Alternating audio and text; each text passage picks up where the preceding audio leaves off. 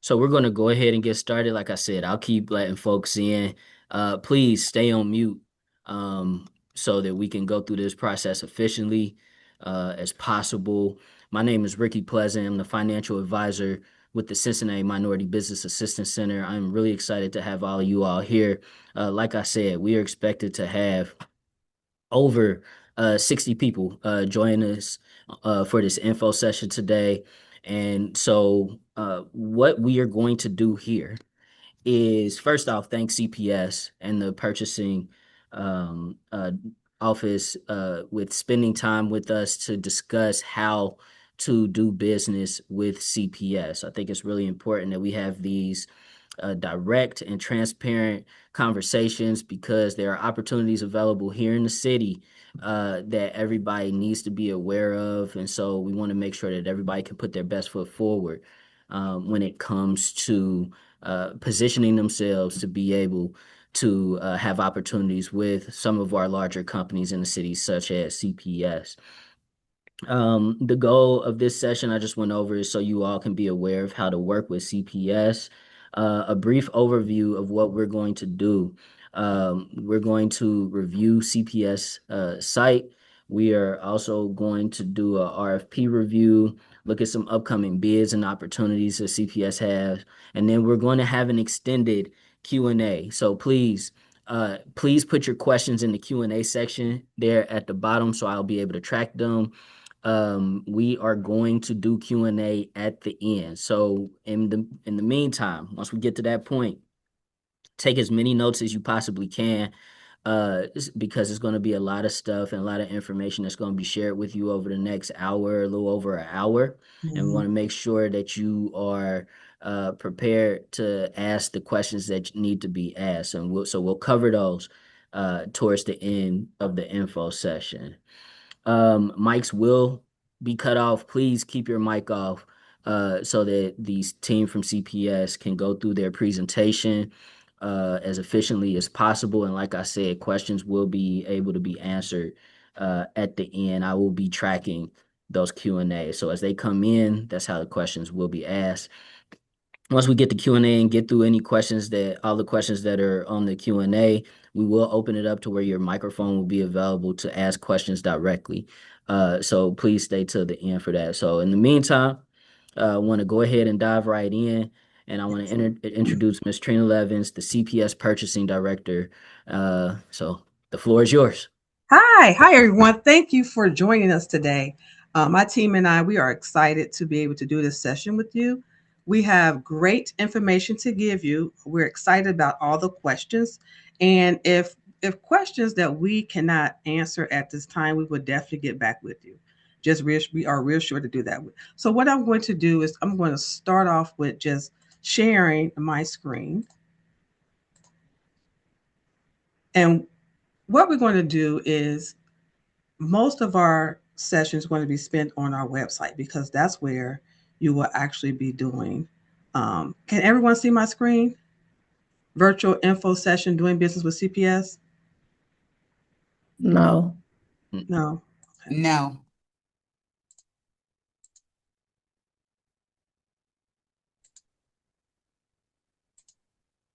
I hit share screen. Okay. Share screen. Share. It says you started sharing, but I wonder if you're sharing the wrong screen. Well, I am Trina has sharing.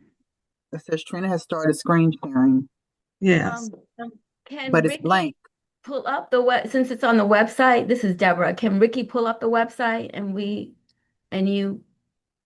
you narrate, Trina? I can, because really it's a couple of things that I do have on my actual I can actually send it to Ricky. Can I send you my actual, it's a Google shared link? Yes. I can send it to you. Okay, let me Yep. send that to you and then you can open that. For some reason, I'm not sure why it's not letting me share. I'm going to send it to you right there now. There it is, Trina. It popped up. There it Virtual is. info There it section. is. Oh, it did pop up? Yes. Yes. It might be on a delay. Okay, so I'm glad you mentioned that, Yolanda, because for some reason over here our actual system. Okay, let me go back because I didn't try to do some other stuff. So can y'all see it? Yes. Yes, it's virtual info session doing business with CPS. Yep. Okay. Can y'all see my next screen? Beautiful. Got it. So I want to start out with our org chart. I want to introduce our purchasing team to everyone so everyone to know exactly who you're talking to. So if you call our purchasing department, this is my team right here. I am purchasing director for Cincinnati Public Schools. And I have Yolanda Johnson. She's our contract administrator. Karonda Wilson is our vendor management data associate. David Renier, he's our buyer. I have another buyer, Michelle Thacker. Ty Rice is our assistant buyer. And we used to have Brooke as a consultant. We have a vacancy for a senior accounting technician, which we're going to be filling pretty soon here. What you'll learn in this session, we're going to go over our CPS. Everyone can still see this, right? That switched over. Guess it. We're going to go over how to do business with CPS website. And in there, we're going to have pathways to become a vendor, the vendor quote requirements, information for existing vendors, procurement solicitation process. We're going to go over one of our board policies because it directly impacts the purchasing department and different things that we do here. How to register in an IronWave bidding software. That's where we do all our solicitations out of, and potential solicitation opportunities. So I'm going to go right into or how to do business with CPS. Is it going over there? Did it move over to how to do business with CPS? Good. Yes. Yes. Yep. Okay, good. So on my end, I cannot see it moving. I can see it on my screen, but I can't see it on the actual Zoom. So that's why I'm asking, just to make sure we're there. So the first thing we're going to talk about is when you actually go into CPS website, you will go to um, the website, and it's an actual link called Doing Business with CPS.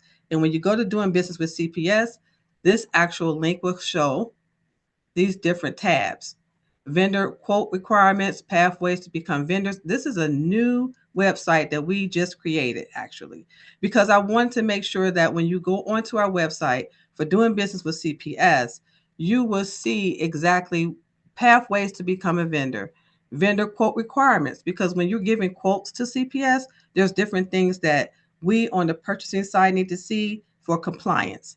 What we do over here in the purchasing department, let's go over that a little bit. Our team actually does all the requisitions that come through. So when you actually work with our departments or our school, you will get a PO. They're put in a system, and we look at all the quotes and different things that you send to us. So we want to make sure that you're sending proper quote information, because we will reject it sometimes and ask the actual school or department to get us new quotes. So we're going to share all of that with you. We do contract management over here. So all the contracts, so if you do enter to business with CPS, the contracts come through our department. When you do business through CPS, we have vendor management. We handle all the vendor intake here, onboarding for vendors here in our department.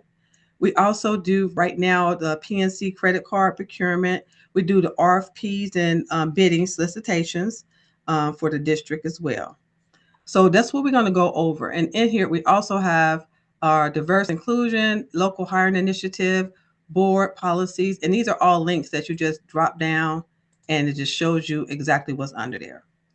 So what I'm going to start with is pathways to become a vendor, because this is where a lot of vendors would like to know, how can I actually get to talk to a school or department and do business with CPS? So what my team and I did, we actually created, I'm going to click on it.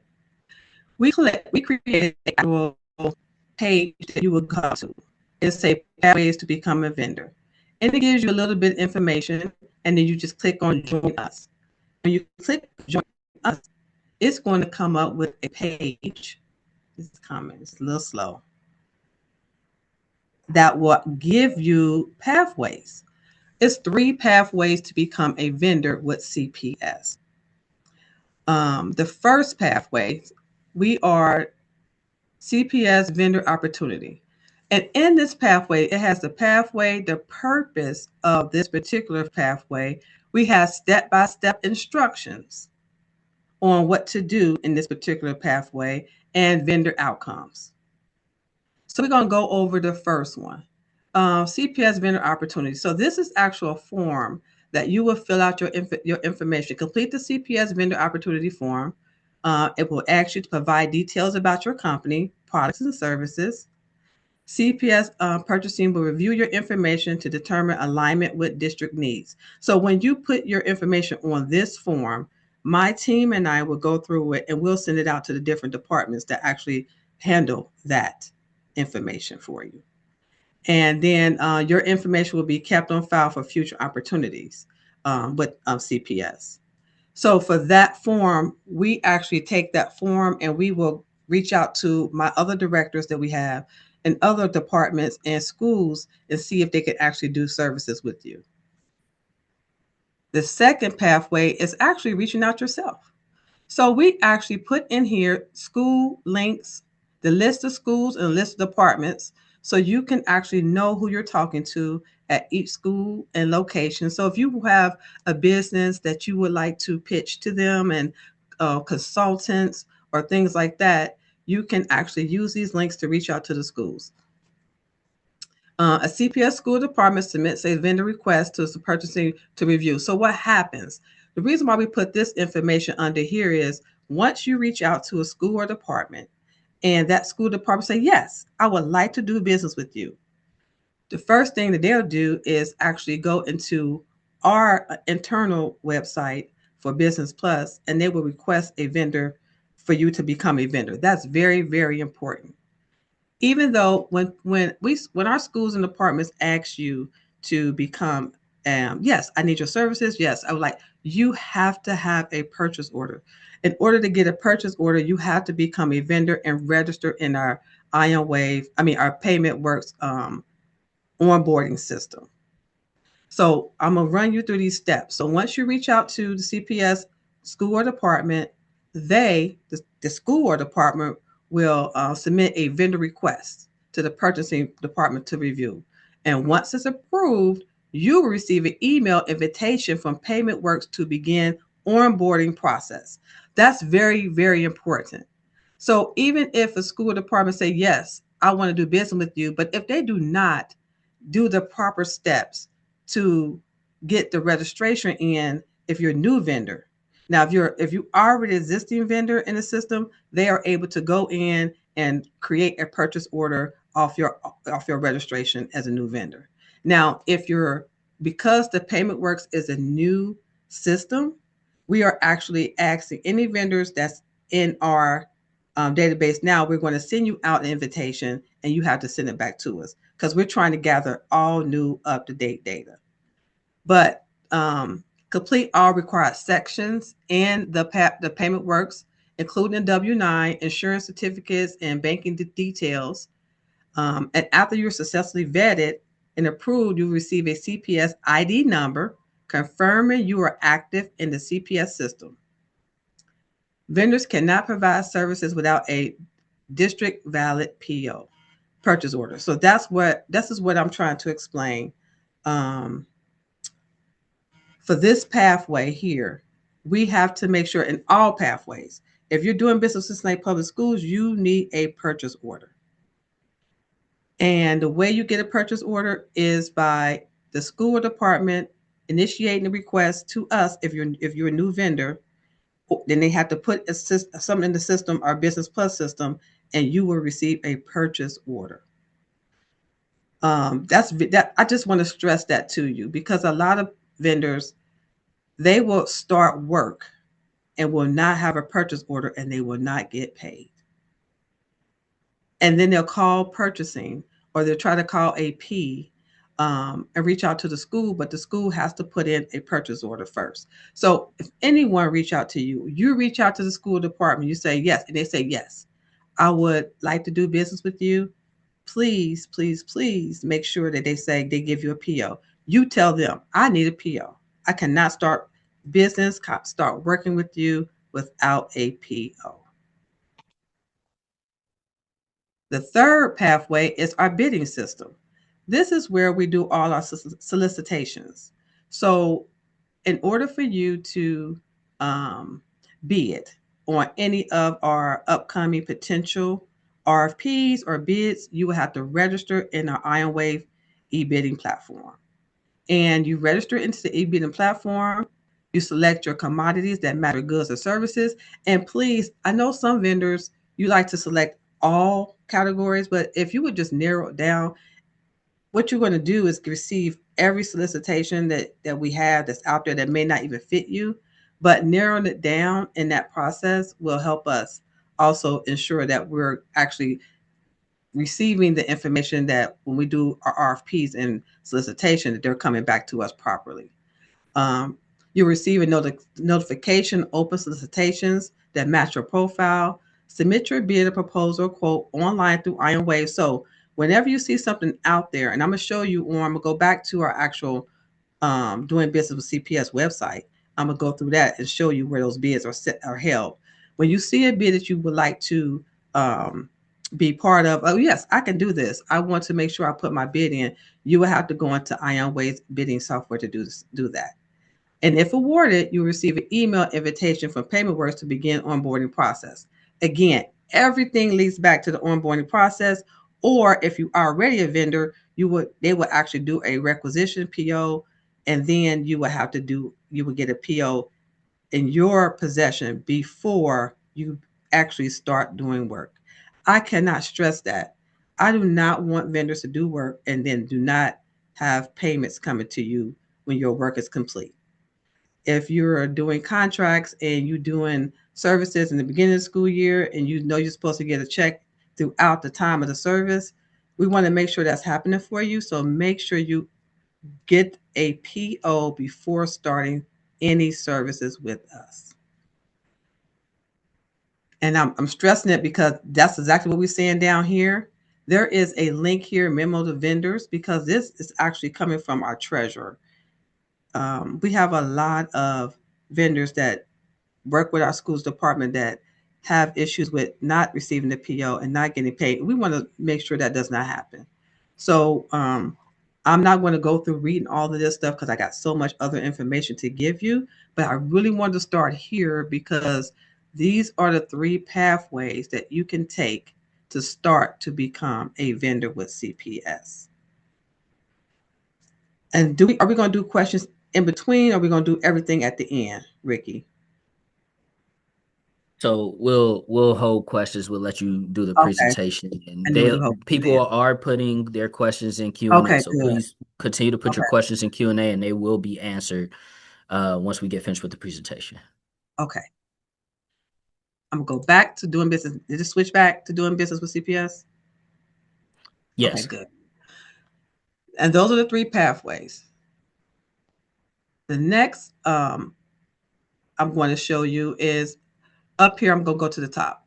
Current bids and legal notices. When you go into doing business with CPS, our current bids and legal notices are kept here. You will actually click on here, and if we have any bids or anything that's open out here, it'll show here. Right now, there's nothing here. But if something was to come up, we're going to actually put everything right here in this section. So I just want you to know where that's actually being held. The next thing we're going to go through is required quotes. This is very, very important. Even if when you start working with CPS, we will require you to give us a quote, and sometimes it'd be a quote for goods or it could be a quote for services. And there's a certain way we would like to have our quotes given to the schools, back to the schools or departments you're going to be working with, because it helps move the process quickly through the system so you can get your PO. Sometimes we get quotes and doesn't have enough information on that for our purchasing team to actually know exactly what you're doing. What you're doing in the system has to match what the school is actually asking you to do in our Business Plus platform. So we are doing compliance on our end and making sure things are matching. And what happens also, we have our state audits. We have state audits that actually go through and make sure that we're gathering information that we should be. That's why this is so important to make sure that you're actually getting the correct information to the school department you're going to be working with, so you can be successful when it comes to getting your PO. So we have vendor quotes and invalid quotes. So we kind of give you what's invalid and what we actually are looking for when it comes to our quotes and how detailed we want that quote to be. These are just some examples, but we have an example of a quote coming down here. We have an example of the service quote. So you can see that we have the vendor information here. The name of the company should go up here. Customer information here. You should have a quote number, a date, an expiration date of your quote, because we want to make sure that the quote is valid with any, because sometimes things, prices go up, things like that. And we don't want the schools and departments to give us old quotes if your prices did go up. So we want to make sure that we actually have something we look at. And this is what my team look for. And on the service side, when you're doing services, so if you have a working with a school or department and you're working hours and you're doing a consultant services or things like that, we have to see that on your quote, telling us exactly what you're going to be doing, hours, 10 hours a week, dates we're going to be working. The rate is $75 a rate. It's going to be for 200 hours and the cost is $15,000. These are just examples. And you'll get a second line if it's something else you're doing. Monthly progress meetings. So if you have an outline of things that you know you're going to perform for CPS, we need those things broken out. They're going to break those out on the purchase order. So when you get your purchase orders, you should see them broken out as well.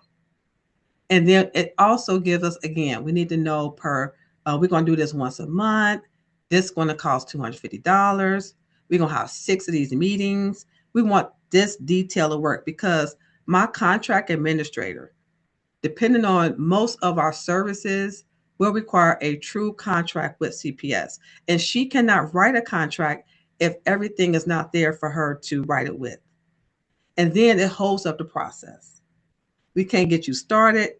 She cannot write the actual contract to get to the schools. It cannot, it depends on the actual cost. Anything over 50,000 has to go to the board. So we want to make sure that you're giving us the correct information, giving it to the schools when they're working with you, so you will be successful when it comes to making sure that when we get on our end, we can move things along for you. At the bottom, service details. She put a little bit of service detail. My contract administrator did this information for us. If you have terms and conditions with your quotes, we need to see those as well. We can click on the link because what happens is we'll see all the service stuff. Our contract administrator looks at everything. She can click on the links because there's certain things that CPS will not indemnify, and she needs to make sure that she looks over everything for the rest of CPS. So if you have terms and conditions that requires on your services or even on your goods, you need to put a link in here so we can look at those. And that'd be helpful for us on our side of the house, and it won't hold up us moving along your contract. Now, for example of the quote for the goods are a little different because, again, this is just an example. She put the 75 hours here for goods, academic tutoring, coordination, 200. This is the same one. So, but for goods, we need to just have like, if you actually having like t-shirts, right? And I'm ordering 25, they order 200 t-shirts. We need to see 200 t-shirts at this particular, each t-shirt costs $20, and then the extended cost. We want to see everything. If they're going to come back and do something else for you, it's a certain system we put things in, but I'm not going to go too far deep into that. I just want you to know when it comes to services versus goods, we are going to look at every quote. We look at every quote and every contract that comes through the district. We want to make sure that everything you put on your quote, it comes on the PO and it actually comes to us and we can see that with no problem. So what I'm going to do, I know y'all probably got a lot of questions about this as well, but we really want to make sure you go back through these pages and read this information over for us, because giving us the correct information will actually help move, like I said, move your items along, your PO through the system a little faster. So next we're going to go to, I'm going to go to information for existing vendors. And the reason why I'm doing that, because I know we have a lot of vendors on here that may already be doing business with CPS, and we kind of want to share some information about that as well. Now, with this one, I cannot stress again, it comes with this page, but it scroll down a little bit and goes information for existing vendors. Our payment work system has come up on a year. We just got our onboarding system, and Karonda Wilson, she's our kind of vendor management employee that handles that. And she may have sent out invitations that people that's already doing business with CPS, but may receive the email asking you to fill out updating information. And I'm saying this because we have so many people on here. I don't know if that's, we have a lot of people on here that's doing business with us as of now, but if we do, this is the reason why we want to make sure that you have this information and different things that's happening in CPS. We'll put it here for you. We want everyone, including vendors that's doing working with CPS, is not working with CPS, to look at this video, how this works, because it will show you what to do if you are actually going to do business with CPS. Our payment work onboarding vendor portal is where you will start and enter your information for your ACH payments, and for anything that has to do with being a vendor with CPS. So going over that video will help you understand exactly what to do. The quote, we put the quote also right here. Again, the quote information. So we want to make sure you go over that and make sure that you understand exactly how to put in the quote. So whenever we have updated information for you, we'll put it here. And if you click on, it'll go to different pages for you. I just want to make sure that everyone understand this is not just for the existing vendors. It's just not for existing vendors. It's for vendors that's actually that's not doing business yet. Either look at this, because this will help you. If you are going to do business with us, you will know exactly what you should be looking for. And once you know that, when you go to your school department, you can make sure that you're getting everything you need to have before you start business with us. Go back. I'm going to click on procurement solicitation process. This is going to bring you to a document that will guide you through the process for our bidding proposals and quotes. It is, I'm going to go through this a little bit. I'm not going to go through the whole thing, but it's outlined to guide you through an introduction of what is procurement, our cycle. It gives you the purpose, the scope of what we're looking for, our responsibilities on our end, our supplier's responsibility, requester's responsibility, buyer's responsibility, bid evaluation, procurement procedures, creating proposals. I just gave everything so you will understand exactly how it works over here at CPS when it comes to bidding and quotes and things like that. What we look for are Ohio Advised Code. We have different Ohio Advised codes in here that we have to follow. I also put that in here. Bid review and evaluation process. So I actually outlined the whole bidding process so you could know what your steps are you will be taking when you are doing bids with us at CPS. The communication, the guarantees, what happens when you're not responsive, the rights to reserve, evaluation committee, awards. Also, I put in here our purchase methods of procurement. CPS have a purchase method of procurement we follow for guidelines for us when it comes to our purchases in CPS. So I also put that in there. 10,000 and under is our small purchases, and it requires different quotes. So we need a quote for everything we do at CPS now, but we also have thresholds of quotes. For 10 to 24,999, we require 2 quotes. So when schools or department reach out to you and ask you for quotes and things like that, they're doing this because this is one of the things that we have to do in the district. And then anything between 24,000, 25,000, and 999 require 3 quotes. And anything over 100,000, we bid out. So you may receive phone calls from schools department asking for quotes.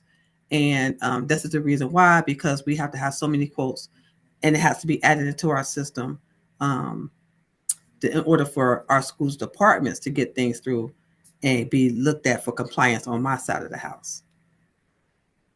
Request for proposal requirements, sealed bids is for our construction side of the house. I put that in here as well. Purchases anything over $100,000 require our competitive proposal. Our competitive proposal, remember, is an Ion Wave bidding software. I'm gonna go over that as well with you and show you some things in that as well. Our non-competitive, so we don't really have a lot of sole sources, but I put it in here anyway so everyone can understand what we deem the sole source. And any sole source will come through our department and we will determine if it truly is a sole source. So sometimes vendors will tell the schools or departments they're working with, oh, no, we're sole source. We don't have to worry about extra quotes. That's not always true. And then we'll push back. And so we're giving you the outline of what we consider sole source. So you already have and understand what that sole source is. Contract price analysis, that's something that we have to do for federal guidelines. And then we put in here also bidding duration, procedure timeline. Now this timeline will not always, it's pretty much what we typically do when we do proposals, but it can go longer depending on exactly what kind of quote it is. Construction quotes typically take a little longer, things like that, but it kind of gives a breakdown of each section of what happens, who does what, and how many and how long it takes for us to get through our bidding process. I just want to share all this with you so you will have a play by play. When you're doing a bid, you'll know exactly what's going to happen. I also put in here Cincinnati Public Schools opportunity for small, diverse, and disadvantaged-owned businesses. And I put in here the 3 pathways to become a vendor as well. I also put in here being prepared, and being prepared is also making sure your quote is good, making sure that that quote you have, if you're doing a bid, the bid that you put in, and information you put in the bid, we actually make a contract out of it. If you're awarded quotes, we actually make contracts out of. If your services, we make contracts out of your quotes, and that's the reason why we're going over this, so we can make sure that you're putting everything you need to put into your quote. We actually put it on here as well. Collaboration opportunities, innovative approach to doing business. And I also put some other stuff in here because I'm working with a lot of different organizations, and I want to make sure that they understand, just like you're giving it to them, Ricky. I want to make sure I'm putting y'all on here too to say, listen, go to these different places to do business with them, and we work with y'all. So now y'all have a pathway straight to us.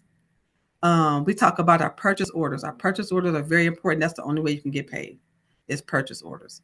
And we talk about submitting invoices, how to submit invoices to our district. Our AP department takes all our invoices, and they actually require a purchase order to do that. So that's the reason why. And sometimes our vendors are sent invoices downstairs down to AP, and they can't do nothing with them because they don't have a PO. Then they got to reach out to all the schools department and say, where's the PO? We cannot pay this vendor. And our AP department really does not want to continue doing that. That's why I want to make sure I'm stressing it. I'm saying it a lot because I really want to make sure y'all understand that's so important to have. Local hire initiatives. So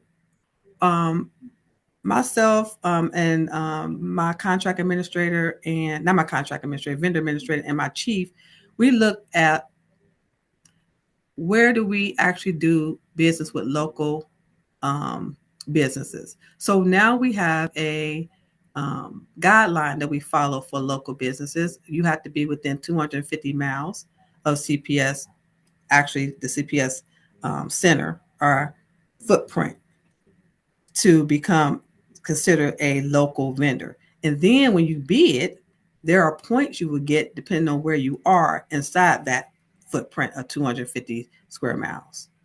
And so when we do our evaluation, on our evaluation criteria, we also have things that the actual schools or departments cannot even touch. We in the purchase department take care of that piece. So we do a minority vendor, minority women, minority owned, women owned, local, small businesses, and with local, I'm just talking through local right now. You get points if you in those particular areas, um, and bidding geographic boundaries. And so I kind of wanted to share that with you as well, so you can look through here and you'll know these are the points you should be getting. Also, I put in here who to contact in different high level categories. So these are the categories we kind of, in Cincinnati Public Schools, we look at all the time. And these are our directors that handle those categories. So if you have athletic apparels and things like that, or things you wanted to, I want to work with somebody in athletics, I need to do this, this is what I do. These are the directors that handle that service. Academic achievement support, books, apparel, audiovisual, building and grounds, custodial, foods, information technology, instructional supplies, marketing, print, safety and security, transportation. And I put every director on here. You have a direct line to us over here at the Education Center. I made sure this was updated. And if they do leave or retire, I'm going to go back and update it again. So you'll always have it. So whenever on the three pathways I gave you, and one of them was school and department, and another one was our departmental offices. These are our top, these are our departmental offices right here. And this is what they do. So I just wanted to make sure y'all have that as well. We got the board policies, the conflict of interest. This is important as well because my contract administrator and our legal department and our treasurer, they work together to make sure that we are keeping conflict of interest when it comes to working for CPS and becoming a vendor with CPS. And if you're working for CPS and you become a vendor, we have to take you out of our database. If you're a vendor, right, and you get hired with CPS, you can no longer be a vendor and still be hired with CPS. Our actual database will only require us to take one tax ID or Social Security. So if you have your Social Security in our vendor database and you try to work with CPS in our HR database, it's going to kick you out. We want to make sure that you understand when that occurs that you have to be one or the other with CPS. You cannot be both. These are higher revised codes. I just put it out there just so you would know. This is where we're getting all our information from. We follow the Ohio Revised Code for any of our purchases and things like that. I wanted to share that with you. And these are our definitions that I put out here. So you'll understand exactly what, when you're reading through here, what these particular terms and things mean for you when you're actually going through this document here. I know you might have a lot of questions about this document, but you can download it, take it. Whenever I have updated information, I will update it and put it back out here on the website so everyone can see and have. We're going to go back to our diversity and inclusion was actually in here. It just gave you a quick synopsis, and that's why I said you'll go to the CPS e-bidding system and register. So this is a view. This is how you would register in the e-bidding system. This really instructs a quick tutorial. So when you go to our e-bidding system and you click on e-bid, it's going. This will walk you through exactly how to log into our Ion Wave system and register yourself into Ion Waves. This right here show you. Again, I really stress that I know some vendors, and so for some reason, even when we actually send you the invitation for to become a vendor in our database. So it'll come from PaymentWorks, and you'll have to fill out your classification. Some vendors do not like to put that they are minority owned, women owned, or whatever, because I'm not sure why, but that's so important for us to have. Please make sure you're filling out all the information. My vendor management, Claranda, came back to me and she said, Trina, they're not filling out that piece. And so, because what we're trying to do over here is make sure that our schools and departments look at minority, women-owned, diverse vendors, small vendors first. That's something I'm finna forge and finna work with our upper management with. We put this website together. My next step is to communicate to all the directors that you just seen on that list. We have a directors meeting once a month. I plan on setting guidelines on them, and Karanda is really pushing back on not loading vendors unless it's under certain criteria, because we have so many vendors in here with like services, right? And this does a disservice to vendors that's just sitting in our system, and we don't want that to happen. So when you're in our system, we want you to be able to get business. So we're actually trying to make sure that we actually do our board initiative and work with our minority, women-owned, diverse vendors first. So if we don't know if I cannot give it to when we actually doing, they're asking for, Trina, we need a vendor to do A, B, and C. We look at our database. We're trying to find vendors to do A, B, and C. And we try to connect them with first vendors that can do minority, women-owned vendors first. And then if we have to go outside, we will. But if that's not there, we don't know, we can't connect you. And that has been a very big challenge for Karanda. And then we're noticing that one of the other parts, what is that other part that you would click? Ethnicity. You'll put your ethnicity as Black, right? Or African American, but then you won't put the classification. It's like, and I'm not sure, this is the thing too, I'm not sure you won't put it because you're not certified. Truly, we don't we want you to be certified. Let's be clear. We want you to be certified. But that won't stop you from doing business with CPS is what I'm trying to say. So please click on the classifications. When you're doing e-bidding, the same thing. Please make sure you click on the classification. We actually have a goal for CPS that we have to report to the board. So we need to make sure that we are actually, that's why I'm being very, very intentional when it comes to making sure that we actually doing diverse inclusion opportunities. So on both sides of the house, when you're actually registered in PaymentWorks and our IONWay e-bidding system, classifications is so important. Please make sure, because I look through that and so do my chiefs and, my departments. I'm working with facilities on that, making sure that when we do bids out for construction, and they can actually have small businesses or, people tiered in their construction projects. And I'm making sure that actually minority, women-owned, diverse vendors that can be included in that. Because sometimes we know that you can't win the big bid, but you can do other things inside of that. And we do have a couple of bids that's coming out for construction.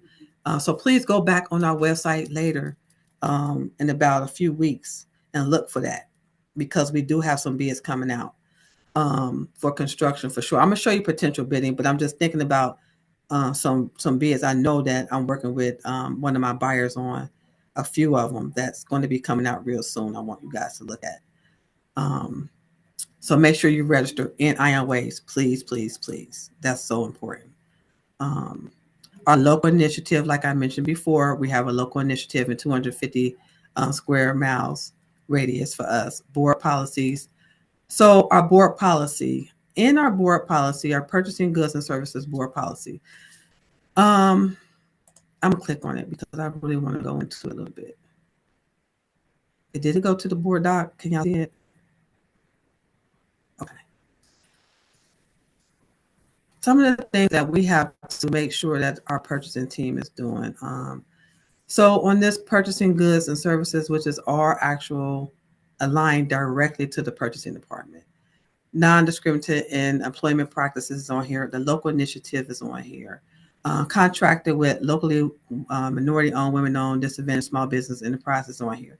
It's not a lot of information in here because we're actually rebuilding this. That's the reason why we're reaching out to a lot of different organizations to have and talk through this. I'm redoing our website.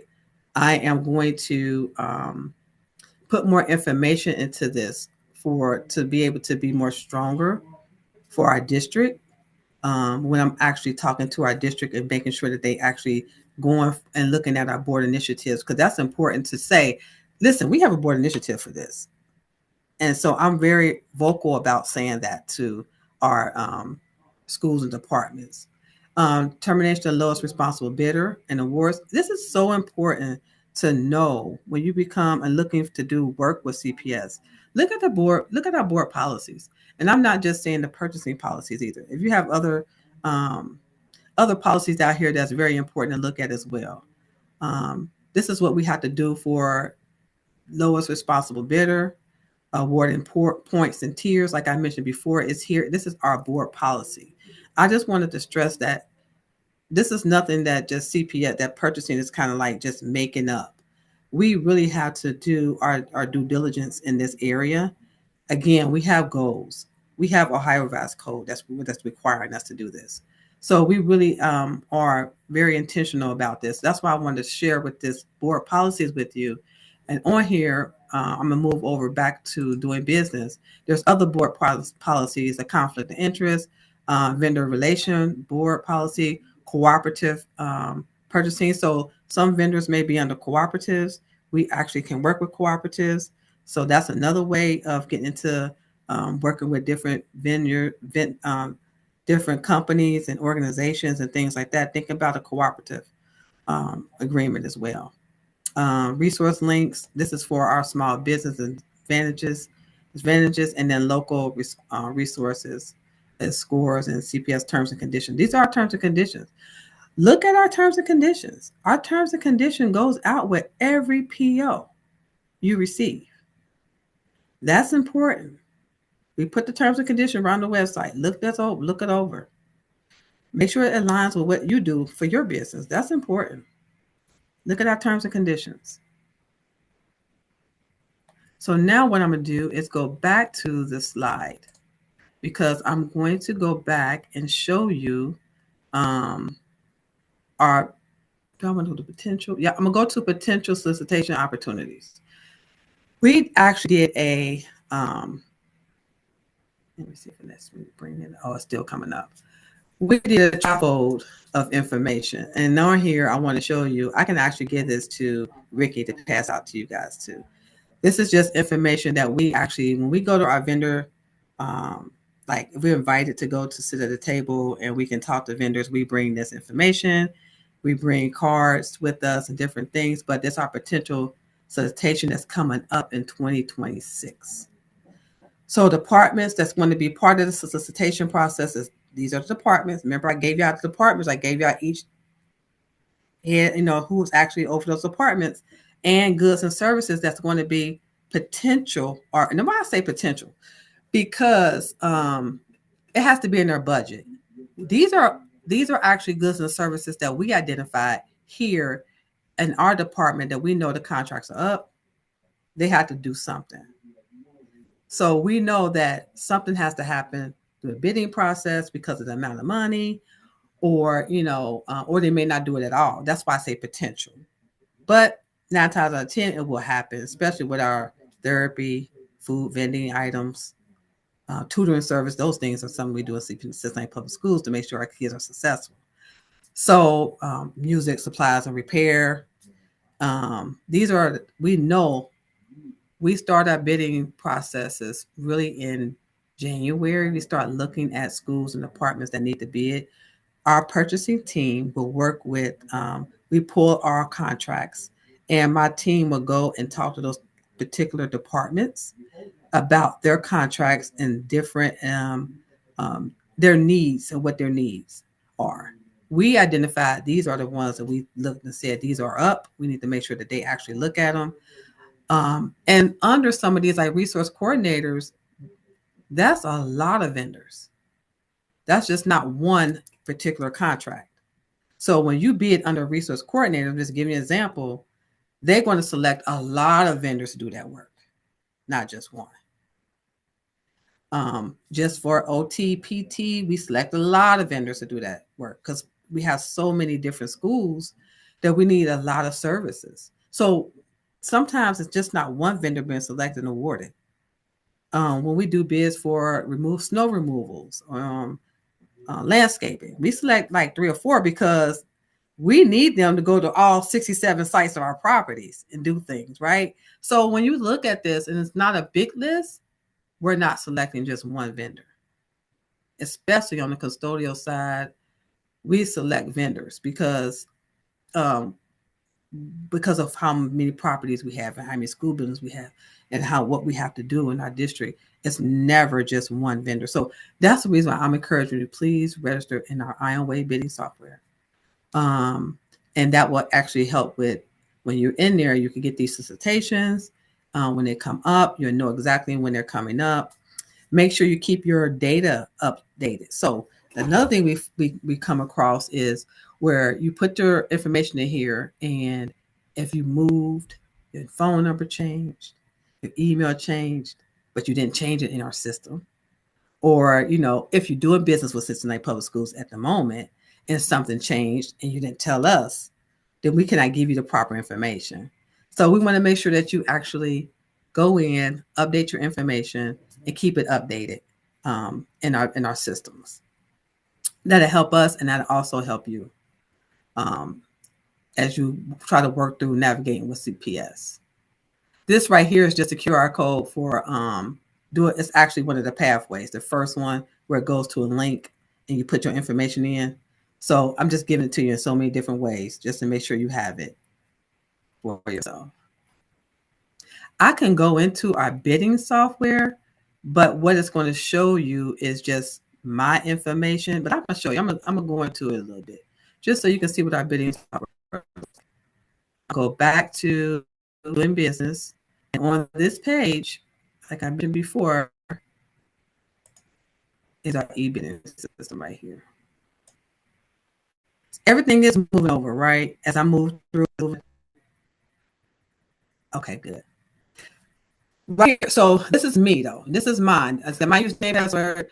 But if you're a new vendor, you're going to have vendor registration, supplier registration right here. And then it's going to take you through how to, I'm not sure what's going to take. For me, it's going to probably go straight. Nope, it did. It takes you straight to preliminary company information. You fill the information out. The tag going to take you through the terms, company info, address. We require W-9, other info, commodity codes, classification, review, complete. These are the steps you take to actually register yourself in IonWave bidding software. So again, the classification part, please make sure you fill out everything in the classification part. It doesn't take that long to fill out. It's a really quick process. It really is, but you will be in there and you will be able to receive solicitations and bids and things like that. We also sometimes use this for quotes. So some of our schools and departments may call and say, Trina, I'm looking for A, B, and C, and we'll go into our bidding software. We'll put in who can do this. We'll put some out there, and you may get a hit off of that. So just make sure that you're in our software system. Let me think of anything else I want to share. I think that's everything. So let me wrap this up. Just then we can get to the questions. This page right here is where you would go to do business with CPS and you want to become a vendor. These are the pathways that I talked about here. And each pathway also has direct instructions 1, 2, 3, like exactly what to do in each pathway. Please go back and look at the vendor quote requirements. Information for existing vendors. Please look that information over. Please download and print or look at the procurement solicitation process. Look at our board policies. Make sure that you have a PO in hand before you do services, because that's so vital to being part of CPS. We want to make sure you're getting paid. And right now we still have like, and this what happens is, I won't be honest.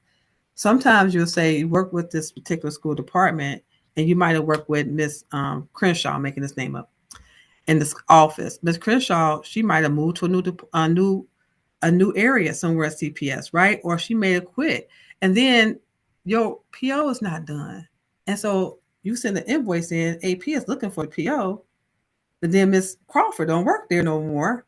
That's why I'm saying make sure you get everything in line first. That's so important. Um, this is what we have right here for right now.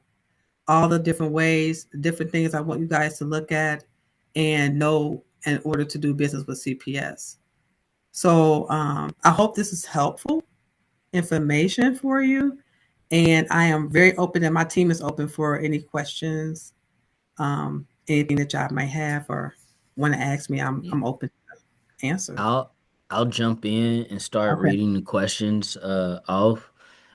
Just before that, brief reminder, if you have questions, please continue to post those in the Q&A. I'll read those off. Also, please check your chat. A survey link will be going out. Please fill out the survey. It's really important to us to ensure that we are setting these programs up in a way that needs to serve you directly. So please complete that survey once that link goes into the chat, and it will be in there shortly. So let's go into the first question. And this is from Dr. Ferris. Does CPS have the funding to accept projects and services from vendors? And I think you kind of addressed that already, but I'll let you respond to that.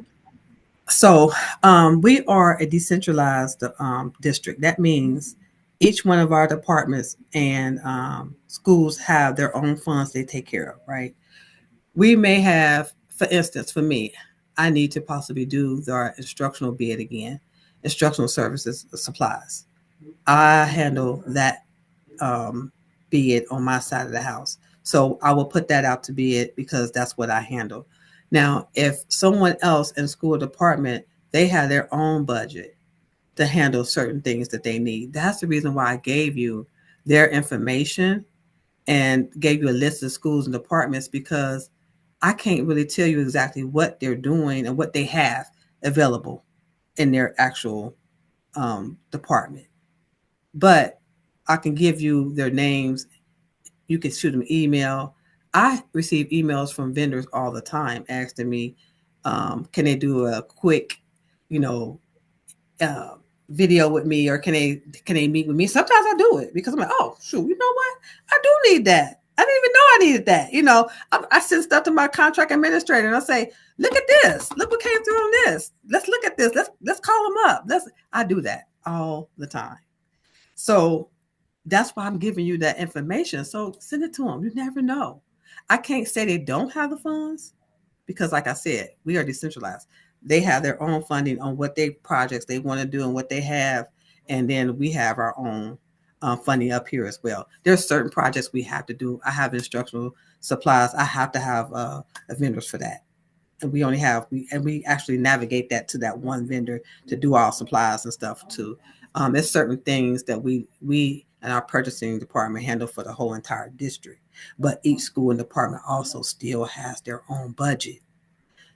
Do they have the money? I can't exactly give you like, yes, they have all the, no, I can't say that, but I can say try, because you never know. People come to me all the time, like I said, and I get on video with them like, yeah, I want to see that.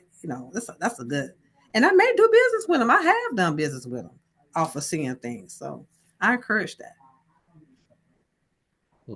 So a couple people asked, will the slides be available later? Um, so if you don't mind sharing those, we Yeah. we are recording this info session. So an email will go out to you all with the link to this recording. The slides will be a part of that as well, and the trifold that we just looked at. We'll Yes. make sure we send out a digital version of that for you also. Um, do you still need a purchase order if you're providing a service to CPS, and I believe that's at no cost to CPS. So, and If it's another one asked about voluntary benefits to CPS. Do you need to have a purchase order for voluntary work and become a vendor? No, for voluntary work, no. You don't need a purchase order for the volunteer. But you would just work with that school department and whomever you're working with, you just follow their guidelines when it comes to being part of a volunteer. Now, with volunteers, you do will have to have a background check because it depends on if you're working with our schools and our kids, definitely. And depends on if you need to get in access to our building. It's a process for that because we have volunteers that come and they have access to our buildings because of certain things they do. But a background check will be required definitely for to do volunteer work for CPS for sure. Okay. Um, and if I'm saying y'all names wrong, I apologize. Kier Craig, how long does it take usually between applying and receiving a vendor ID slash PO? So, okay. If you, I'm gonna go through today is what the fourth. Okay, on the fourth, you actually reached out to the school. The school said, "Yes, I can do business with you." And they'll go into what they'll do is they'll go into our Business Plus system and they will see if you are already a vendor or you were required to be a new vendor. If you are already a vendor, they can go in and create that PO right there. It's going to go through a process. So the PO itself may take at least 4 to 5 days because it goes through not just us, it goes through um, the school actually put the PO in, and then it'll come to us for compliance. That's on the PR side. We got a contract side and the PR side. So I'm just going to run down both. It go through us for compliance. It'll go through the accountant for the account codes to make sure the money is right because the money has to match what your actual services you're doing. And then if it's federal funds, it can go through a whole federal thing. So it could take 45 days for the actual PO to be completed. Now, if you're not a vendor, then they will actually have to initiate a vendor request. They'll send it to our vendor management. She will look it over to see if the services you are going to provide that we actually need that service, or if we have so many of that service. Now, like I said, classification is important because it depends on the classification, and I'm just being honest because that's our initiative, right? Then when you get your actual invitation to submit and fill out online onboarding pathway, like a payment works onboarding, that's the process. It takes long. Some vendors take a long time to fill that out because if you don't fill that out, then the requisitioner, the actual person at the school or department, cannot look for you in our vendor database to create the PO if it's not filled out. Because once it's fully approved through Payment Works, they can see you in our payment. They can see you in our vendor payment, our vendor database. Grab you as a vendor, create the PO, and then you go through the process. So I'm gonna recap. The process to, if you are already a vendor, can be 4 to 5 days. It depends on how long it takes the school department to put the PO in the system and do it right. That's why I talked about the quote, because that's when we stop. We stop at the quote. They don't put the quote in. The quote doesn't give us the information. We can't follow compliance. That's why it was very important about the quote. For something that you do not, if you're not an actual vendor as of yet, that process can take a little bit longer because you have to be onboarded and then they fill out the actual create a purchase order for you to do services. So it varies. Okay. Next question from Kyoka Cavins. I'm a uniform vendor that makes custom apparels. My fiscal year in business will be July 1st, 2026. I don't know if it's too early to register. Um, how can I prepare to make sure that we are able to do business? Also, do you have an advisor I could reach out to make sure all needs are met? And I'm assuming all needs are met in terms of the vendor information. So the first question, the first part of that question, um, we read the first part of the question because the advisor part got me because I'm thinking that advisor part would be in vendor. Let me do the advisor part. In vendor. So we do have a email that if you are actually initiated to be onboarded with Payment Works through CPS because a school or department said, I want to do business with you, they send you a link. End vendor is our actual email that you can contact someone to talk to about your registration for that. So that's N and vendor, just the letter N, the word vendor, and it's at CPSBOE dot K12 dot OH dot US. That's our full email string. If you actually receive something to initiate that request and you have issues or you have a question or something like that, um, if I'm not mistaken, I'm not sure if that video may help as well. The video I said when we went to doing business, existing, if you could probably go there too to get the information because that's some of the information is there. And our end vendor email is where those questions can be answered. But you asked something else. What was the first question, Ricky? It was uniform vendor make customized apparels. Their physical year in business it will be July 1st. So fiscal year starts July 1st, Uh-huh. 2026. Uh, is it too early to register as a vendor? Um, well, when you say register as a vendor, I'm thinking you were talking about our Ion Wave bidding software. That's where you need to register. No, it's not too early for that. We're never going to take you out. You're always going to be in there. Now, the challenge is to make sure that you keep your information updated. If you know things may change for you, I would possibly wait until you actually become a vendor. I mean, until you actually get your vendor, because you're saying you're starting your business July, if I'm not mistaken. That's what you're saying in 2026, right? If I'm I not would mistaken. I, I I think they're saying, and hold on, let me see, because I'm a unmute you, Okay. and then you I could go think ahead she's and saying she'll be in a year in business July 1st. She'll A mark her year 1 in year. business in July, 1 year. No, no, then definitely. Go. Yes, please register. I was thinking you're starting in July. No, no, you can register whenever in our Iron Waves. The operational side of the house, we don't never close, actually. Only our schools get the time off. Someone's always here in purchasing. So yes. So you're okay, fine. cool. Uh, Paulette Moore asks, if my program provides food, are there any requirements we must follow when serving meals to children? Do we need to mention Oh, it boy. in the bid with CPS? That's a really good question. Yes, it is. That's a big question because we do have a food service department. And when you say serving food, so we do have people come in and cater. And I'm thinking it's just sort of like catering, I'm thinking maybe, or you bringing stuff in for the kids to eat because the school asks you to come in and they want you to cater and things like that. I think that's what you're saying. So our catering do require a contract. Our contract administrator, if Yolanda, if you want to speak to that, you can. She looks over all the contracts for food and things like that for our catering services. So there is certain things as far as like what you can bring and what you cannot bring. I don't know about that. I'm not sure if they even limit that type of food timing probably of the food because we have food services here that serve our kids throughout the day and it's very strict guidelines, but if you coming in catering off after schools or doing some at the education center and things like that, we do have a contract that you will have to sign off on and our contract administrator will look that over. Yolanda, is anything else I'm leaving out on that?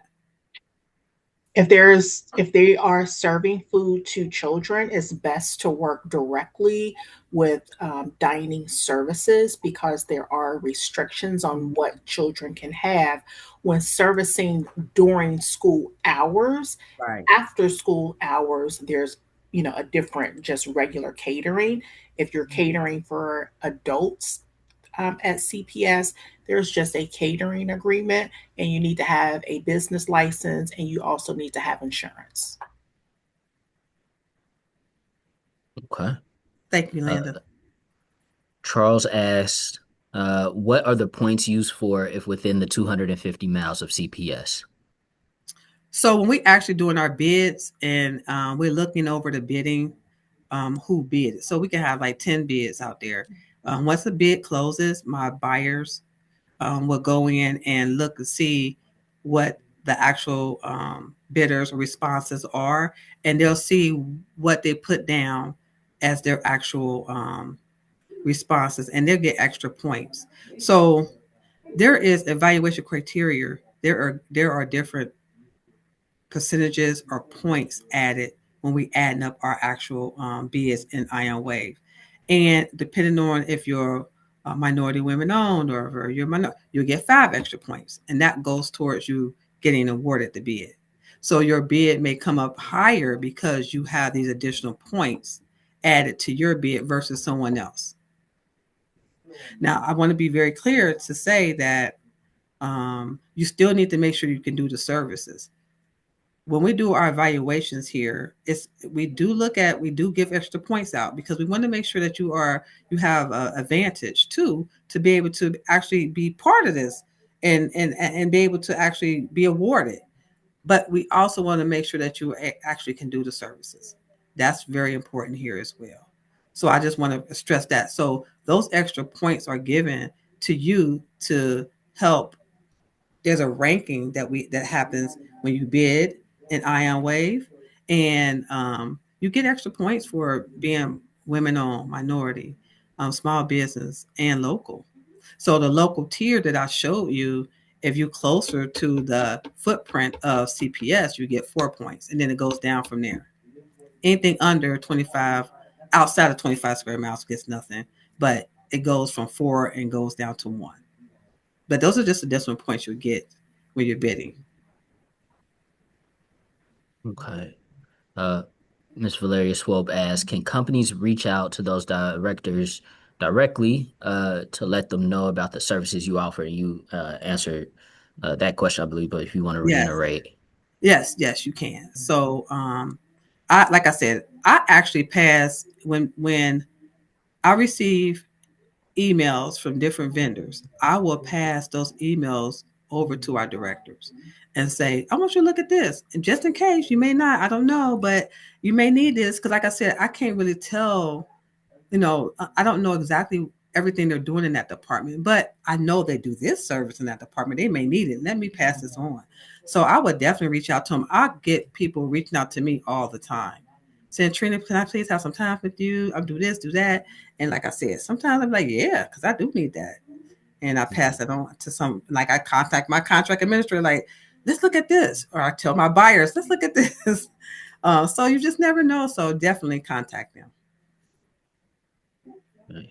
Miss Tracy Vroom asked, speaking of those directors of those departments, can you add the contact list, add to the contact list the department heads for human resources and legal for the purpose of becoming a vendor for those departments? So those departments do not do vendors. They just HR and legal. So HR, if you actually work for Cincinnati Public Schools, you'll go through HR database. You'll go through the HR department. If you're doing business with CPS, you'll go through purchasing department for vendor management.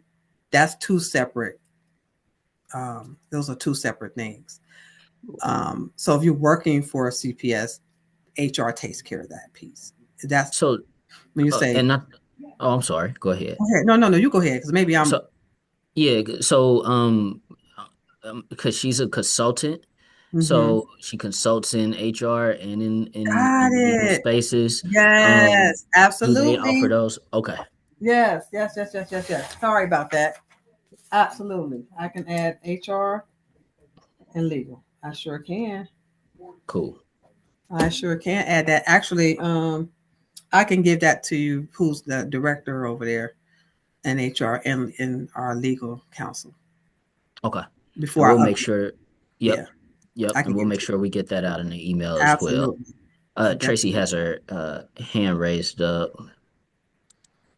Let's see. Are you able to unmute? Yes, can you hear me? Yes. Thank you so much for the clarification. I'm an attorney and I offer investigative HR services and also Okay. employment law services. And so that's why I asked that question. Okay. I'd like to contact those department heads directly. Yes, absolutely. I will definitely give those. I will add it to the list, and I will give it to Ricky because when I update the website, I have to go through communication engagement. So I want to make sure you get that before that happens. So definitely do that for you, Tracy. Thank you, Trina, and really great presentation. Excellent information offered. Thank you. Thank you so much. Cool. All right. So this question was rewritten, so I'll read the updated version of it. Um, so if I'm a minority business owner, insurance services and products located in Cincinnati, but the company I represent is on the West Coast, does this initiative for local hire apply to me? Excuse me, can I still do business with CPS with offering benefits at no cost to the school district and its employees? I think we kind of went over that a little bit. And then also, in addition, since I'm a minority business owner, um, black man, does the CPS diversity and inclusion opportunity also apply to me also? So the first part is they are a business owner, but the company they represent is on the West Coast. Does the initiative for the local hire apply? Do they have a brick and mortar here? Do they actually have a actual? I have an office here, and the Karanda, she's my vendor management. I wonder if she's on here.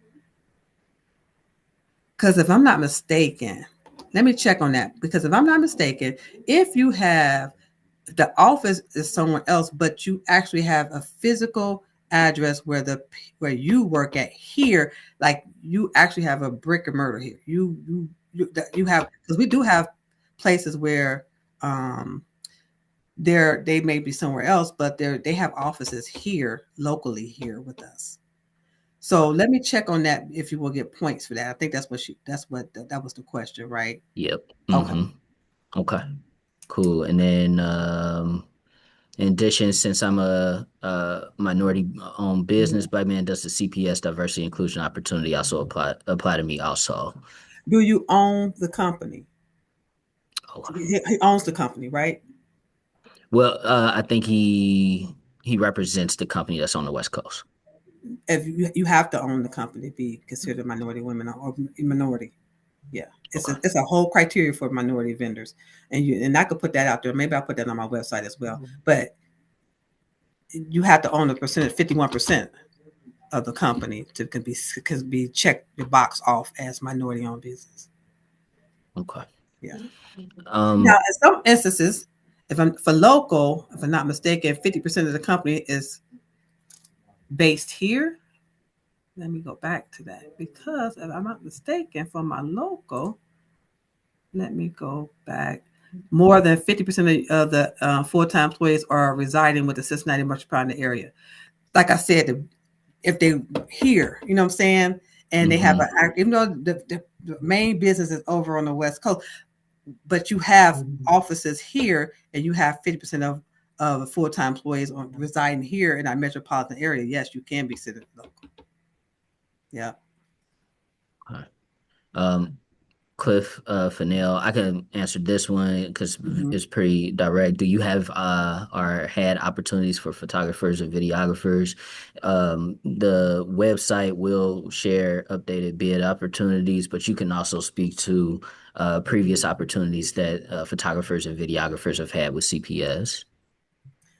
So I think most of our athletic department does that too. We have a communication and engagement department here, and we do have someone that goes out and do our pictures and things like that. But our different departments and our different areas, they do hire outside because she can't do everything.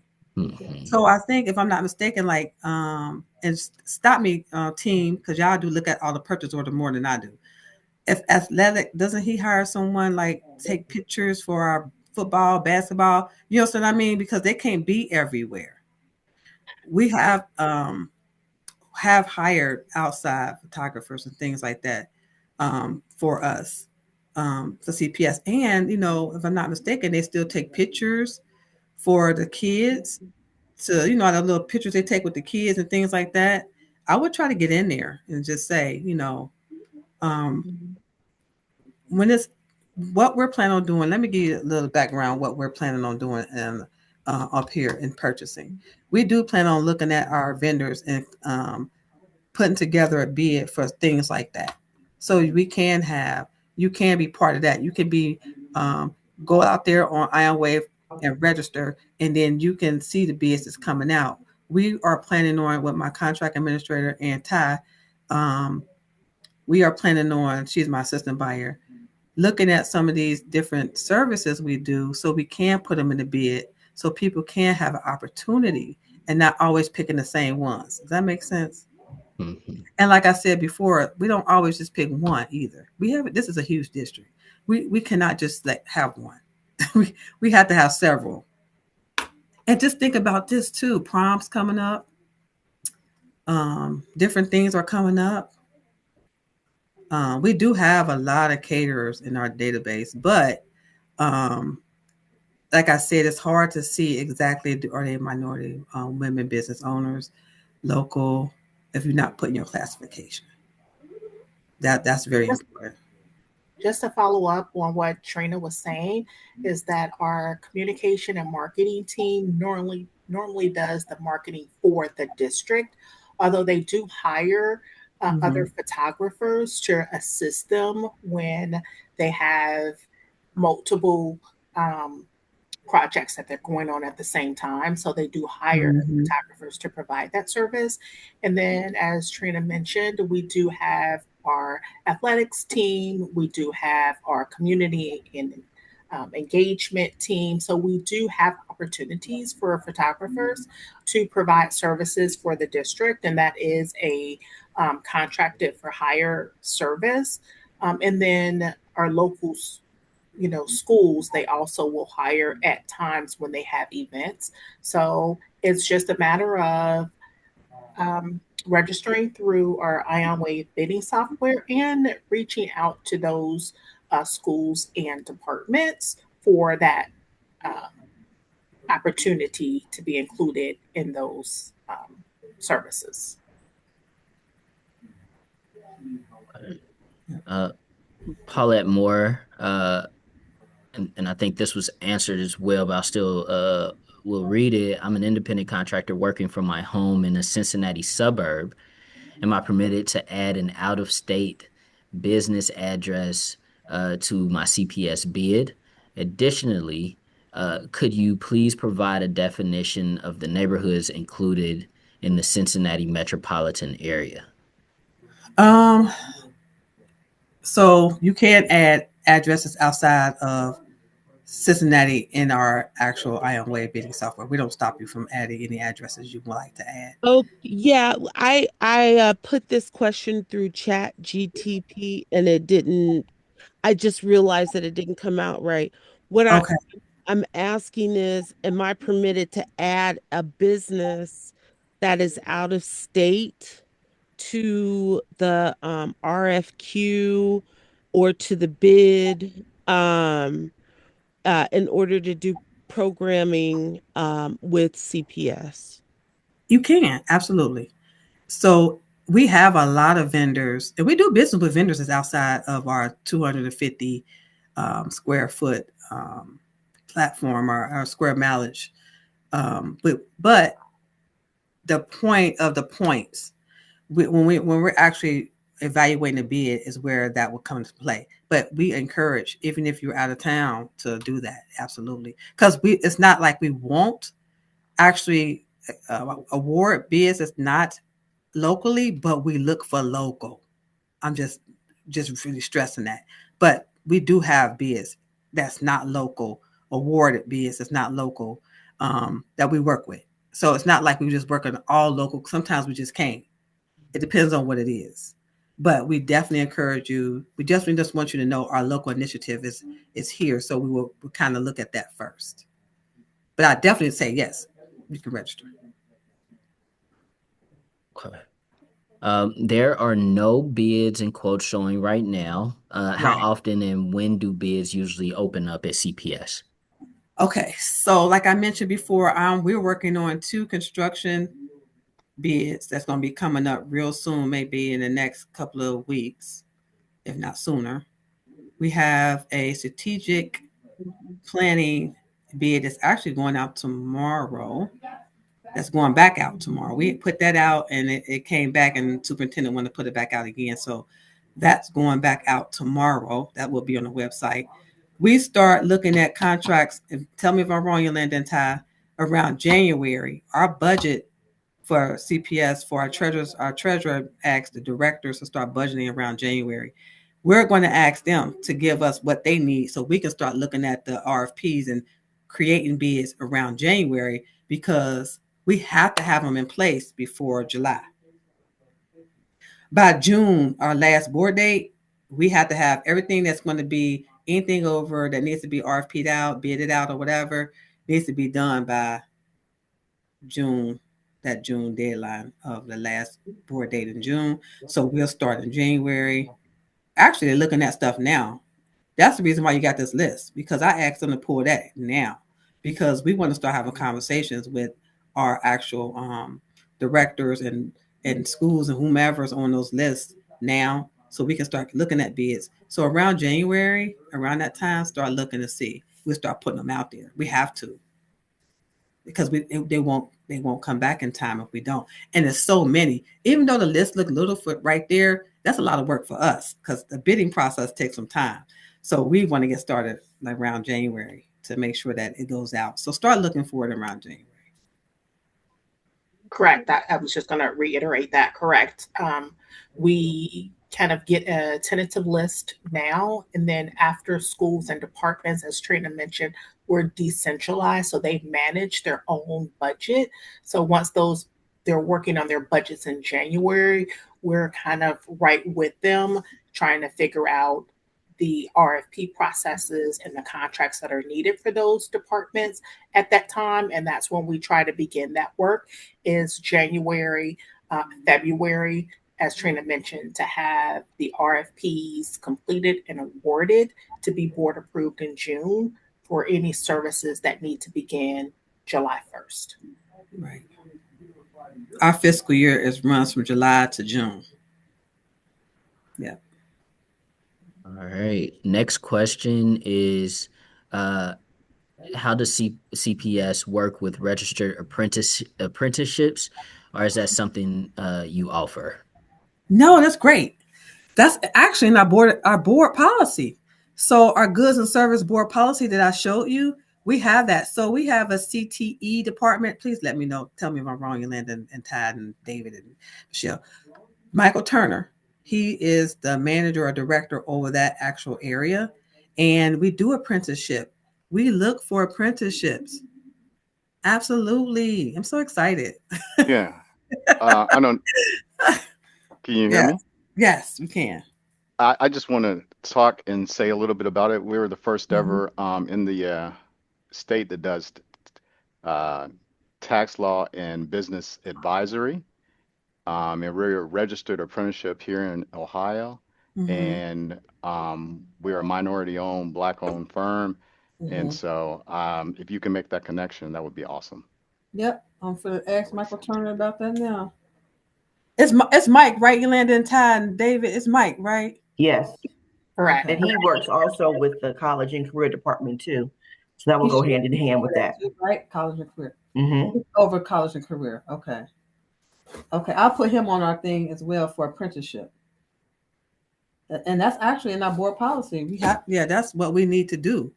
So yes, I'm going to definitely write that down. Sorry. I wrote it down because I want to make sure I keep that. Okay, next question. I'm gonna Ashley Ferguson, I'm gonna kind of combine your questions a bit, okay? If we've been paid from CPS in the past, She put in there that it was last year.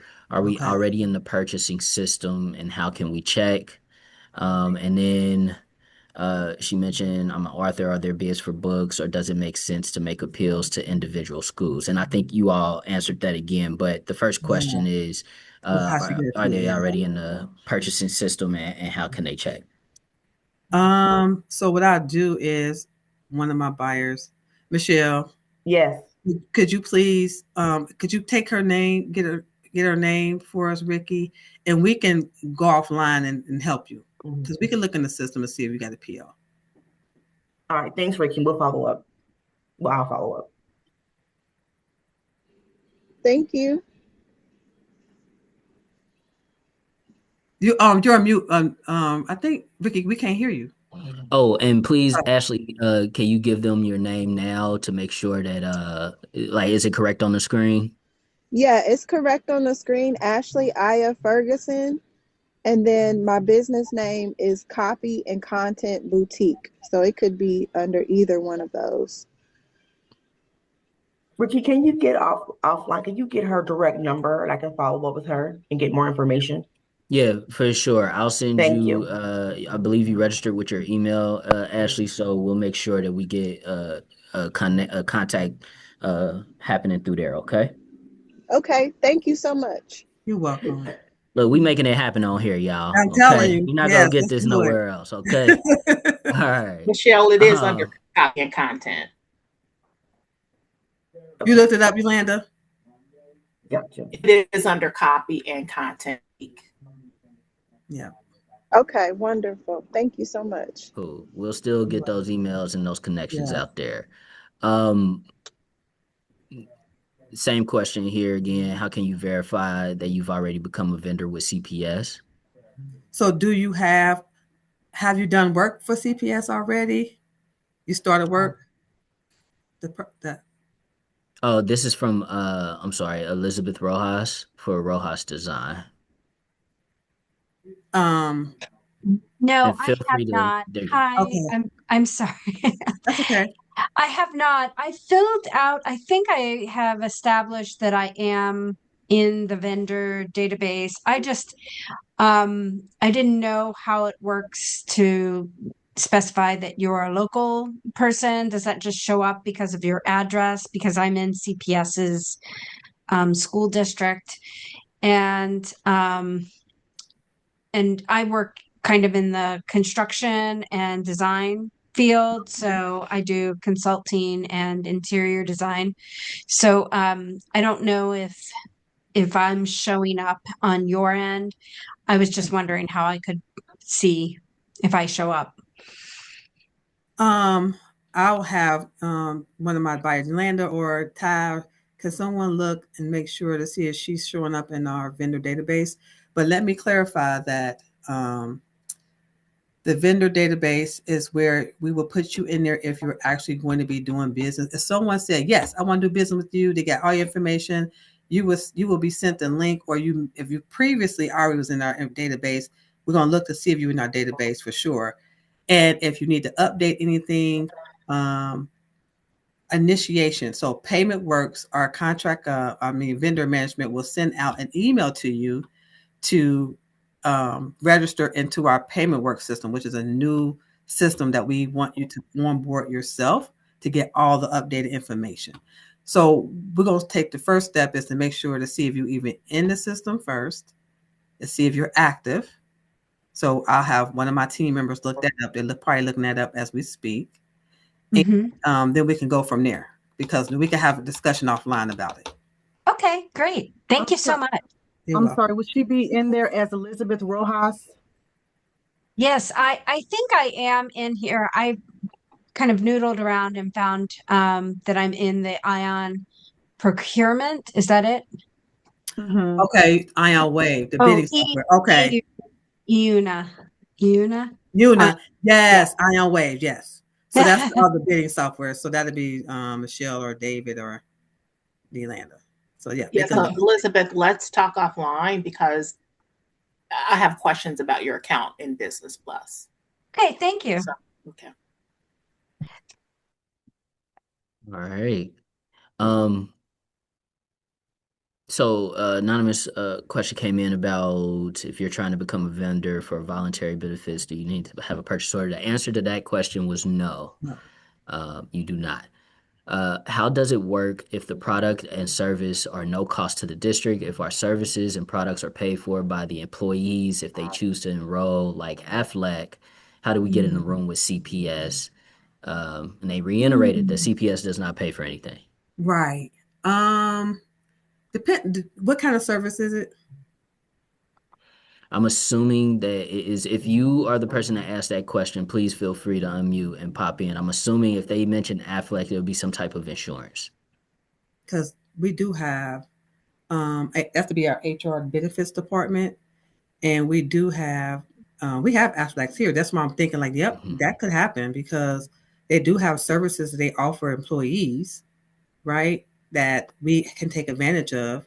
That'd be on us, but we could take advantage of. So in that HR, I'm doing HR, so I could put benefits in there as well if that's what they're needing. I'm not sure if you tell me what you need, I can probably be a little bit more exact. Can you hear me? There we Yes. go. Okay, I can Yep. hear you. Sorry about that. Yes, I can hear you Awesome, now. awesome. No problem. Excuse me. I was part of the implementation team with AFLAC years ago when AFLAC came to the school.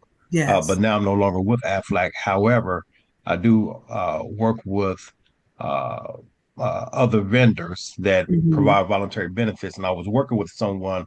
I've been working with CPS, trying to bring in my new benefit for the past 5 to 6 years, and it's Okay. just like hit a Right. roadblock, and I'm just trying to figure out how to get past where we've been because I've already been on benefit committee meetings. I've met with the HR. I've met with a lot of different people, and right now I'm just at a roadblock. And I'm trying to get past this roadblock. We do have a new benefits.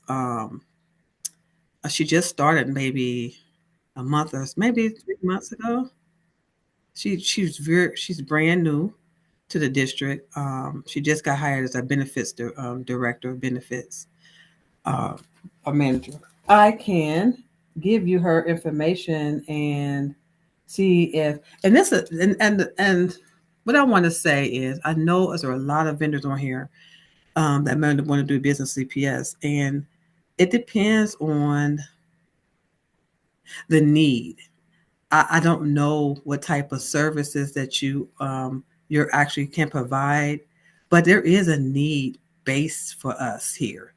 And I'm not sure exactly how they weighed that out. Like, did a whole lot of people say, no, we want AFLAC. We need an extra way of trying to do A, B, and C as a district or a whole?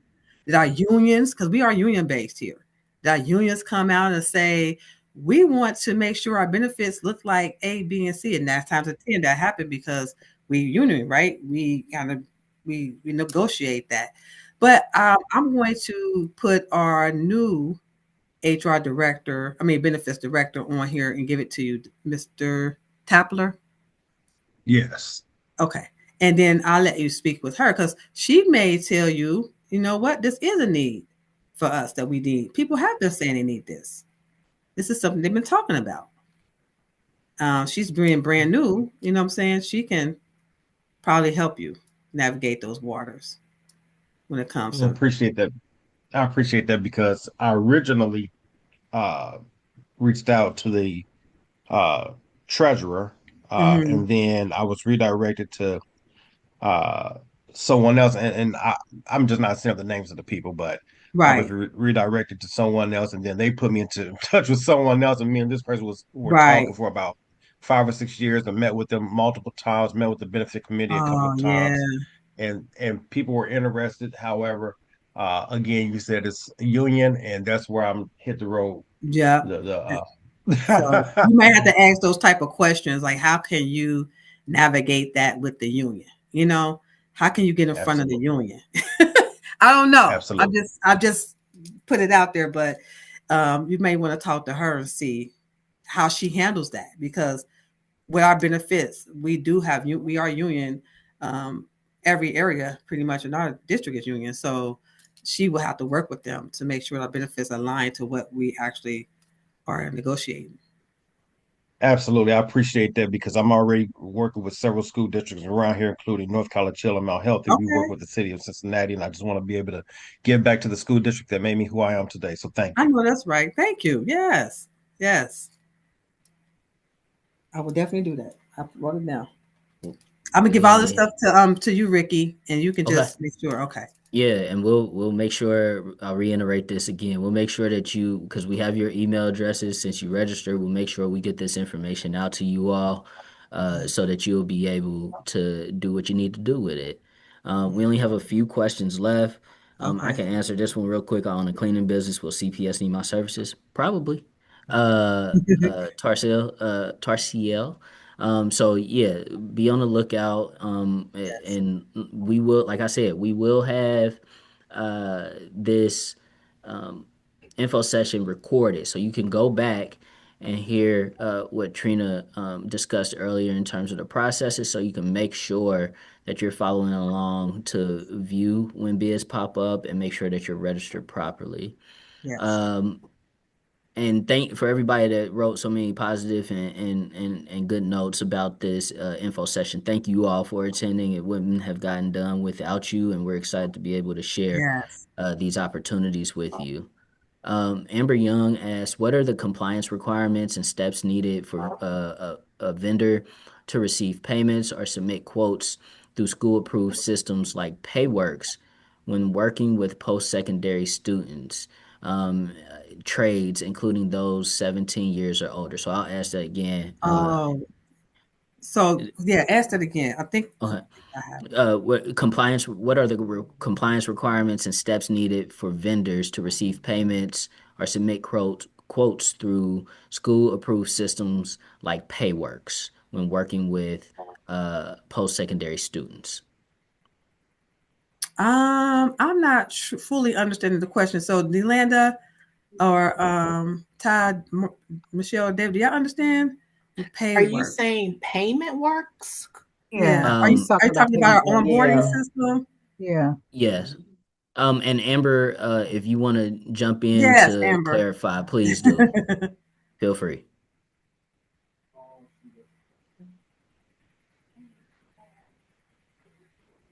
You hear me now? Yes. Yes. Yeah. So basically, it was pertaining to, the, what you call them, the apprenticeships that Michael Okay. Turner deal with and how Yes. that payment process work. I know you mentioned several Oh, different okay. payment options that you all have in business. If that clarifies it for you, huh? Yes. Okay. So when it comes to apprenticeship, how does that work? I honestly, do you know, Yolanda, do you get any contracts for apprenticeship? I don't know how that works. I would have to inquire about that. We have more co-ops situations when doing with um, having students work with CPS. It's more of a co-op opportunity that we're having for the apprenticeship. That's something we would have to directly work with Mike Turner to see how we Yes. would handle that. Yeah. Yeah. So that'd be a good thing if you guys incorporate him into Yes. this information because I've tried to reach out to that guy for over a year now, and it's kind of a Oh. little difficult. Can't Hmm. even reach out to him when it comes to bringing those type of trades or registered apprenticeships to Cincinnati Public Schools. So thank you all for having this information again. You're so welcome. And we are working on revisiting all our trades and stuff. So this is a great way, a good time to do this. Because we got phases going on with our new superintendent, and she is very vocal about getting these trades back into our school districts now. So I will actually ask Michael Turner how that works because I don't know, and I get that information to you, and adding him to one of our info sessions would be a great idea because you can ask all the questions to him because he's the person that does the college and career and our CTE career tech. Yeah. Um, Yvette Smith asks, and we have about 10 minutes left, so I'm gonna try and get through these questions as quickly Okay. as possible. What are the net payment terms for a CPS vendor? That's a good question as 30 well. day, 30 days. 30 days on net payment. Okay. Um, uh, Dr. Vanessa Enoch, where can we go to find the specific things that CPS has purchased in the past slash past contracts? Um, what kind of what could we have her number? Because I need to know. So you have to do a legal request for records if you want to Mm. know and see that. And we know because we are public, so it's not that we can't pass that along to you, but we do have a process when we do that. All our records requests, things like that, goes through our legal department, and then they send it to us to take care of. But there is a process for that. So if you want to see our past contracts in that way, you will put a legal request in, and then we can pull that information for you in the way you like us to pull it. Okay, thank you. Sure can. We can do that for you. I will follow up and say that you kind of have to have a scope or be specific on what you're looking for. Mhm. We wouldn't be able to pull something um, just from the way it was phrased that passed. So, do So you want wait, to see all the contracts for resource coordinators? Do you want to see all the contracts for transportation vendors? So, it would have to be more of a scope of what you're looking for or a specific vendor. Just kind of so keep that in mind when you submit a request. right. So we provide TTISI assessments. We're a value added associate. And so I want to be able to see who in the past secured those services, if it has been secured. And so I do have a specific request. Okay. So who would I send that to, by the way?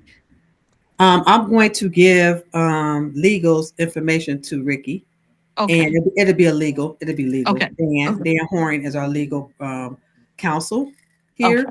general counsel here, Hmm. and his department takes care of that. Take care of that, and I'll Okay. give that information to Ricky so you will have it. Okay. Thank you. You're Yeah, welcome. when you email him in the subject, if you just put open records request. Okay. Thank you. Okay. Do youth programming slash mental health organizations have to go directly through Mind Peace? Yolanda? They do I not. don't think so. No, they do not. We do have mental health providers who do service our students, and they have their own consultant agreements. They do not have to work directly through MindPeace. And then at times, um, because there's multiple vendors doing multiple services throughout the school district, I do not believe we even have an RFP for that one. So it would just be a matter of contacting um, either usually student services, early childhood departments like that um, to provide them with the services that you provide. And then when they go out to get quotes, because they do have to get service quotes, you would be included in that request to provide a quote when needed. And like I mentioned before, just reach out to them because they constantly call us and they'll say, "We lost one of our vendors. They cannot do this service, so now we need to find another vendor, and we need to add this vendor to our, because we need them right away because we need our kids to be serviced." So you just never know, honestly. But I would definitely, and I'm thinking student services and early childhood should be on that list. If not, I wrote them down just in case in that document I shared. Okay. Kind of a little going back a little bit. The person asked a question about the company being in on the West Coast. It does say I Uh-huh. own 100% of my own agency, just representing other companies offering insurance. So Okay. hopefully, Yeah. that the answer to your question was able to be sufficient. Yes. Latif asked, are cleaning bids often posted for CPS schools? Yes. As reiterated previously, the information on the recording will guide you to where to find that information and also to how to become a registered vendor so that you'll be able to apply for those opportunities. Mhm. Um, and yes, once again, we will provide this additional information via email and a link so that you'll be able to follow along so that you can get all the stuff that you might have missed if you came in a little bit later. Dr. Ferris asked, what about STEAM educational and employment services at no cost to CPS? And I think you could reiterate that again, Trina, if you like, but things that are no cost to Right. CPS do not require A um, purchase order a or purchase anything. You order. just reach out to that particular school or department that you want to partner with, and they will actually guide you through that process because um, like I said, you just have to get background checks and things like that. And whatever services they would like, are you doing for them, volunteering for, or you would like to do for them, then they will just work you through that process because we don't have to have a PO for any volunteers or anything that's free that you want to give your time to. But there, like I said, the background checks and things like that has to happen, especially if you're gonna go inside, in and out of our buildings and things like that. It requires some additional paperwork. Okay, last two questions. Um, or three. I can answer this one. It was Michael Turner, correct? Is the last name, his last name. Yes, Turner. Okay. Turner. So Michael Turner is the full name. Mm-hmm. Uh, Nicole Sims, bold as I am a recruiter and former professor of career success strategies, as well as a co-author of a career workbook. I've spoken to a couple of people about bringing a career development program to the schools with no luck. Who might be the best contact? We will have that that information in that PDF document that was in the presentation has the list of people, but I Trina, I'll will. let you Yeah, express I'm going which to go which back department. to Michael Turner and ask some questions Okay. because I just don't want to give this information to you, Ricky, without having um, some kind of information behind it. I need to Mm-hmm. learn a little bit more about the apprenticeship side of it to share, to make sure that I am actually speaking on it the way it should be spoken on. And then maybe for him, he can give me a contact. No, you need to contact this person. This is the person that handles it. He may even give me a different contact that in his team that actually handles that work. Or tell me to do A, B, and C, and I want to make sure I give it to you.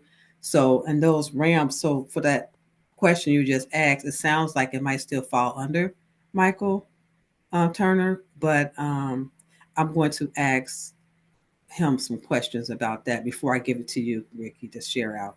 Because I want to make sure if there's a page he can give me and some information he can give me that I can share, that's what I want to do because that'd be more helpful to guide this work because I don't really know on his side exactly what happens, but I'm definitely going to find out.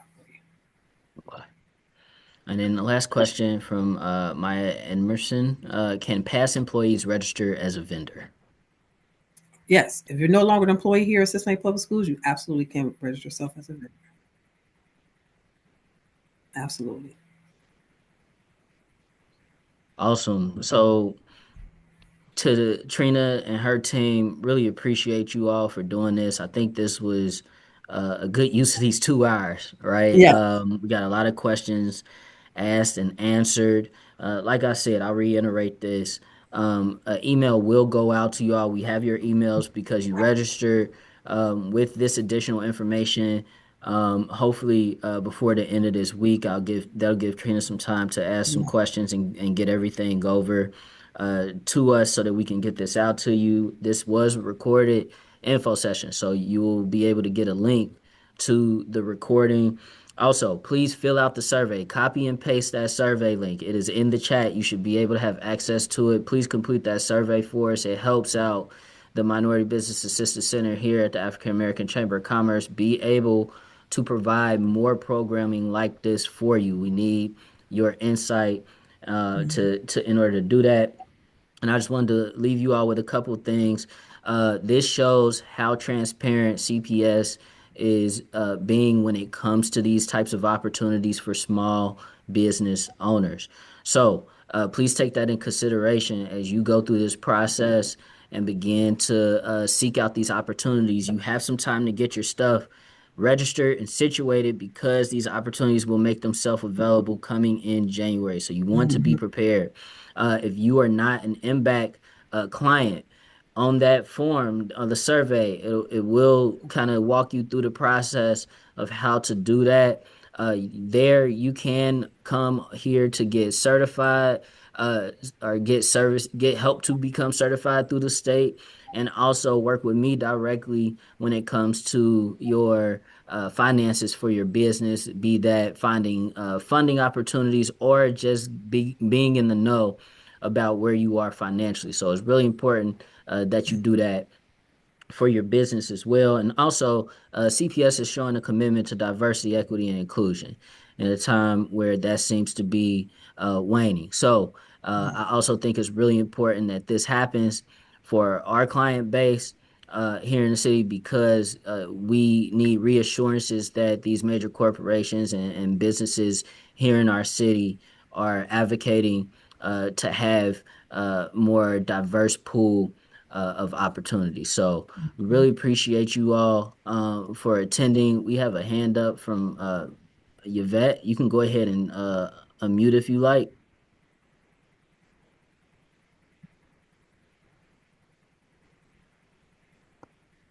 Okay. All right. Going once, going twice. Okay. If you do have any questions, more information will be sent out to you via email and let you know how to contact certain people you need to. But once again, please take the survey and thank y'all for spending this time with us. And we hope that this was helpful.